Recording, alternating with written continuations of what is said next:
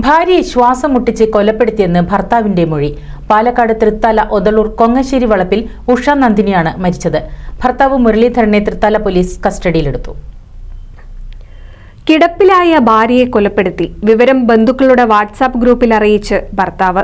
62കാരനെതിരെ Thrithala police കേസെടുത്തു. ഒതളൂർ കൊങ്ങശ്ശേരി വളപ്പിൽ 54 വയസ്സുള്ള ഉഷ നന്ദിനിയാണ് മരിച്ചത്. ഭാര്യയെ കൊലപ്പെടുത്തിയെന്ന കുടുംബ ഗ്രൂപ്പിൽ ഭർത്താവിന്റെ ഓഡിയോ സന്ദേശം ലഭിച്ചതോടെ ബന്ധുക്കൾ ഒതളൂരിലെ വീട്ടിലെത്തി പരിശോധിച്ചപ്പോഴാണ് കിടപ്പുമുറിയിൽ മരിച്ച നിലയിൽ ഉഷ നന്ദിനിയെ കണ്ടെത്തിയത്. തുടർന്ന് തൃത്താല പോലീസിൽ വിവരം അറിയിക്കുകയായിരുന്നു.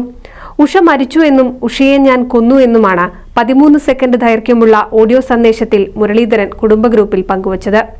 ഭാര്യയെ താൻ ശ്വാസം മുട്ടിച്ചു കൊലപ്പെടുത്തിയെന്ന മുരളീധരൻ പോലീസിന്റെ ചോദ്യം ചെയ്യലിൽ മൊഴി നൽകിയിട്ടുണ്ട്.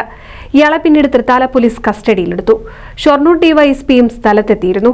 ഫോറൻസിക് വിഭാഗവും പരിശോധന നടത്തിയ ശേഷം ഇൻക്വസ്റ്റ് നടപടികൾ പൂർത്തിയാക്കിയ മൃതദേഹം പോസ്റ്റ്മോർട്ടത്തിനായി കൊണ്ടുപോയി. ഉഷാനന്ദിനി 3 മാസം മുൻപ് ശുചിമുറിയിൽ വീണ് തലയ്ക്ക് ഗുരുതരമായി പരിക്കേറ്റിരുന്നു. ഇതിന്റെ ചികിത്സയിലിരിക്കെയാണ് ഒരാഴ്ച മുൻപ് പൂർണ്ണമായി കിടപ്പിലാകുന്നത്. മാനസിക പ്രശ്നങ്ങളും ഉണ്ടായിരുന്നതായി പറയുന്നു. സംഭവം നടക്കുമ്പോൾ ഉഷാനന്ദിനിയുടെ പിതാവും മകനുമാണ് വീട്ടിലുണ്ടായിരുന്നത്. കൊലപാതകത്തിൽ മുരളീധരനെതിരെ തൃത്താല പോലീസ് കേസെടുത്തിട്ടുണ്ട്. സംഭവത്തിൽ കൂടുതൽ അന്വേഷണം നടത്തി വരികയാണെന്ന് പോലീസ് അറിയിച്ചു. NCV news, Thrithala. 1000 വിവാഹങ്ങൾക്ക് ഒരേ ഒരു ബ്യൂട്ടി